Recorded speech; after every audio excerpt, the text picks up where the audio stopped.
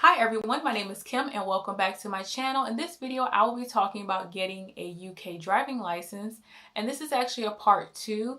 I was inspired to make this video by one of my subscribers. He reached out to me and he asked me more questions about getting a UK driving license. He's also from the US and he is moving to the UK. So he actually has driven in the UK before, so he does have that advantage when it comes to taking the driving test. So one of the things I suggested to him was to get this DVD here.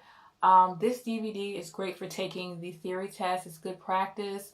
There's questions in here, and then also there's a DVD for the hazard perception test. So the hazard perception test is a part of the test where you have to like click at the right moments and watch these short videos. You have to be able to identify when a hazard comes up. So that's the part of the theory test. It really messed me up the first time that I took it. So I would suggest getting this DVD so you can practice the questions and practice the hazard perception part of the test. The other thing that I recommended to him was to take some lessons as well. I know that he said he was ready to drive, but I think it's still, better to take driving lessons with a driving instructor, because they may be able to let you know or identify some of the things that you may not be doing correctly. In addition to that, I told him about the frustrations around scheduling a driving test date.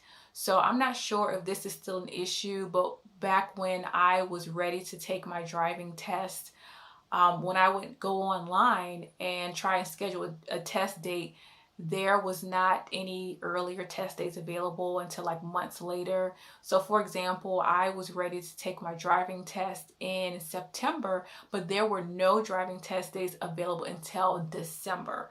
So I was really disappointed with that, because I was planning to fly back to the US in September. So I really wanted to take my driving test prior to going back to the US. So at the time, I told my driving instructor about it, and he told me about a service that I could sign up for, which would stay logged into my account, which is the same account that I would use to schedule a driving test date. And it would send me alerts and let me know when cancellations became, when a test date was canceled, so that I could sign up for an earlier test date. So with that service, I received text messages and I let them know that, okay, I wanted to sign up for an earlier test date that became available. So that service worked out well for me, and I was able to take the test prior to flying back to the US.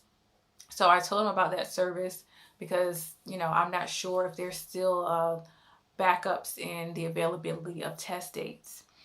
And the other thing I just wanted to mention, as far as like the US and UK getting a driving license, is that in the US, your driving instructor actually has the authority to pass or fail you for a driving test. So in the US, you practice with a driving instructor, or you take driving lessons with them, and then the last lesson is actually your driving test date. So it's a lot easier to schedule a test date with them. And also, I think it's great because it's someone you feel comfortable with, someone you've been driving with for a while.